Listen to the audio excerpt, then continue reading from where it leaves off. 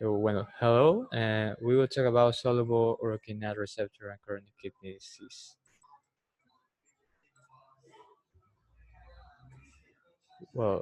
So first we will see a video about this topic. Chronic kidney disease, or CKD, describes the gradual loss of kidney function. The primary function of your kidneys is to filter your blood, to remove waste and water. However, over time, conditions like diabetes, high blood pressure, or even other diseases like autoimmune and congenital can damage the kidneys and weaken their ability to filter waste and water from your blood. Now, depending on the disease that is causing the kidney dysfunction, you may be diagnosed with conditions like diabetic nephropathy, polycystic kidney disease, hypertensive nephrosclerosis, and when we use the term CKD, it applies to all of these conditions. The two most common causes of chronic kidney disease are high blood pressure and diabetes. So people with these conditions are at risk for CKD. Other people at risk include those with a family history of renal disease and those who take a lot of painkillers, even over-the-counter products like ibuprofen. CKD tends to be a silent disease, and in the early stages of it, there are usually no symptoms. As the disease progresses, some symptoms may include changes to how often you need to urinate, feeling tired or drowsy, losing appetite, swelling in the feet and in the hands, a feeling of itchiness or numbness, nausea, vomiting, muscle cramps, and darkness of skin. Often, kidney diseases are discovered through routine testing of blood or urine. The major blood test that is performed to diagnose CKD is the serum creatinine, which estimates how well the kidneys are removing waste products. The serum creatinine, along with other factors such as age, race, and gender, are used to estimate the glomerular filtration rate, or GFR, which is a measure of kidney function. Unfortunately, there is no cure for CKD, but treatment is designed to delay the progression of the disease. There are some medications that can help slow down the progression of the disease, but the main interventions consist in controlling the underlying condition. People with reduced kidney function should see their doctors regularly to keep their blood sugar and blood pressure levels under control and avoid taking painkillers or smoking. Treatment options for patients with very low kidney function or in the end stages of CKD include dialysis and kidney transplantation.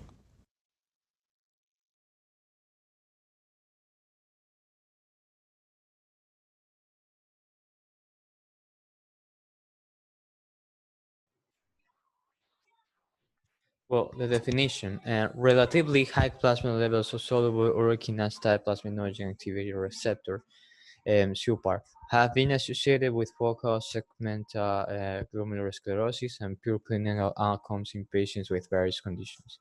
It is unknown whether elevated SUPAR levels in patients with normal kidney function are associated with future decline in the estimated glomerular filtration rate with incident chronic kidney disease.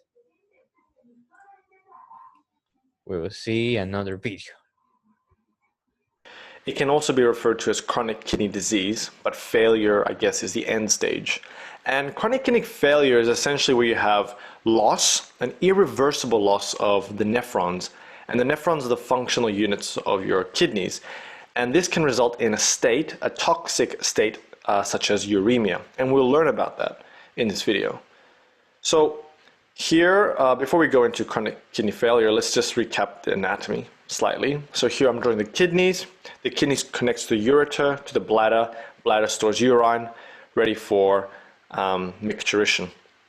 And here we have the inferior vena cava and the descending aorta, which has vessels coming in and out from the kidneys. Okay, so there are many causes of chronic kidney failure, and these include acute kidney injury or acute kidney failure, hypertension, diabetes, and other kidney diseases. Other kidney diseases includes polycystic kidney disease. So all of this can lead to an irreversible loss of nephron, which is chronic kidney failure or disease. So let us look at each of these causes of chronic kidney failure in a bit more detail. Let's begin by looking at acute kidney failure or acute renal failure. It's the same thing. So acute kidney failure can lead to, chronic kidney failure. Acute kidney failure unlike chronic kidney failure, is reversible. And there are many causes of acute renal failure in itself. One way to categorize it is into pre-renal causes, intra-renal causes, and post-renal causes. So a pre-renal cause includes renal artery stenosis, heart failure, and hemorrhage, all which leads to acute kidney failure. And then you have intrarenal causes such as glomerulonephritis, tubular necrosis, and interstitial nephritis. All this can also lead to acute kidney failure. Then you have post-renal causes such as benign prostatic hyperplasia, renal stones, and tumors. It is also important to note that pre-renal causes and post-renal causes often lead to intrarenal causes, essentially, and this will all lead to acute kidney failure, acute renal failure.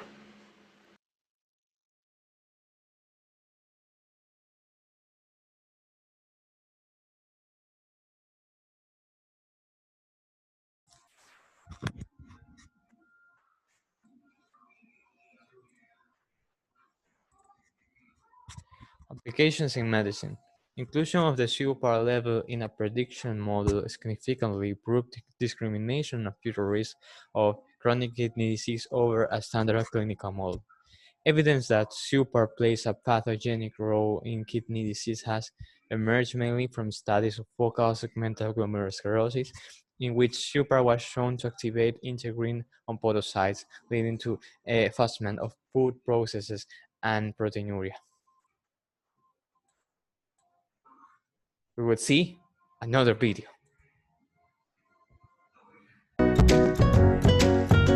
Every day is a new chance to live your best life, and staying healthy is a huge part of that. Listening to your body can make a big difference in maintaining your kidney health. Because chronic kidney disease, or CKD, develops slowly, it's important to know if you're at risk and understand the symptoms. 1 in 3 Americans is at risk for chronic kidney disease, and roughly 90% of those who have CKD don't even know it. There are 4 risk factors to be aware of. See if any of these apply to you. Has anyone in your family ever had kidney problems? Are you of African American, Hispanic, or Native American descent? Do you often use over-the-counter pain medicine or any recreational drugs? Do you have diabetes, high blood pressure, or heart disease? If you answered yes to any of these 4 risk factors, talk to your doctor. Testing for CKD is as simple as a blood and urine test. Whether or not you have risk factors, it's a good idea to watch out for these 7 symptoms. Everyone experiences symptoms differently, so if you have any reason for concern, talk with your doctor. When kidneys aren't working right, your body holds on to fluids. You can tell by checking if there's swelling in your hands and feet and/or puffiness around your eyes in the mornings. If fluid isn't filtered well, it can also build up in your lungs and cause shortness of breath, even when you do something that requires very little effort. Too much waste in your blood could also change your hunger level. You may not feel like eating, and your loss of appetite may come with nausea or vomiting, which could lead to weight loss. How about a change in bathroom habits, like getting up more at night? Pay attention if you're urinating more or less than usual, your urine is bubbly or foamy, darker or paler, or if it has blood in it. Kidney problems also cause toxins to build up that can cause severe itching. You might feel so itchy that scratching doesn't help. Have you felt tired lately? If you're low on energy in a way you can't explain, check it out. The tiredness may come with feeling cold or trouble concentrating. People with CKD may also develop pain in their lower back that gets worse or doesn't change with moving or stretching. Knowing your risks and what to watch for is a start, but symptoms can vary since everyone experiences them differently. Remember, there could be other reasons for any of these symptoms on their own. If you have symptoms or risk factors, talk to your doctor. Getting the right help early can make a big difference in managing kidney disease. So take action over your kidney health today. Learn more at freseniuskidneycare.com.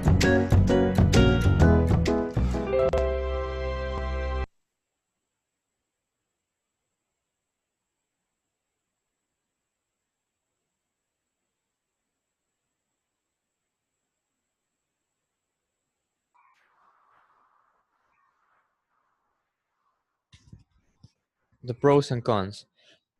Pros: early identification and management of chronic kidney disease is highly cost-effective and can reduce the risk of progression to chronic kidney disease and cardiovascular disease by up to 50%.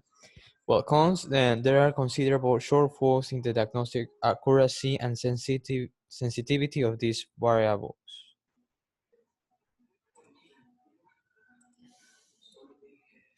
We will see a video.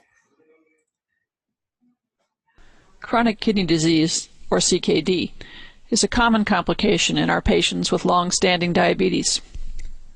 CKD, in turn, can result in complications of its own, including acidosis, anemia, and metabolic bone disease.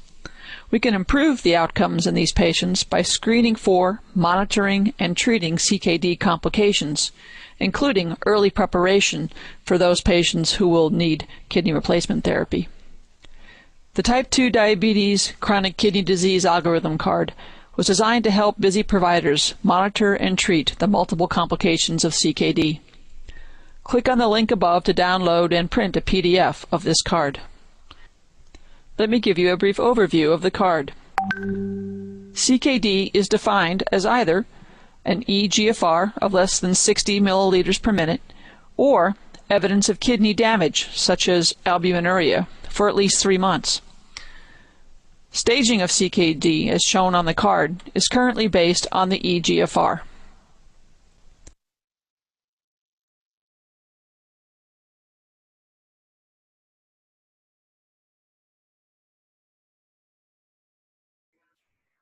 In conclusion, it was found that elevated plasma supra levels were associated with incident chronic kidney disease and a more rapid decline in the eGFR in persons with normal kidney function at baseline.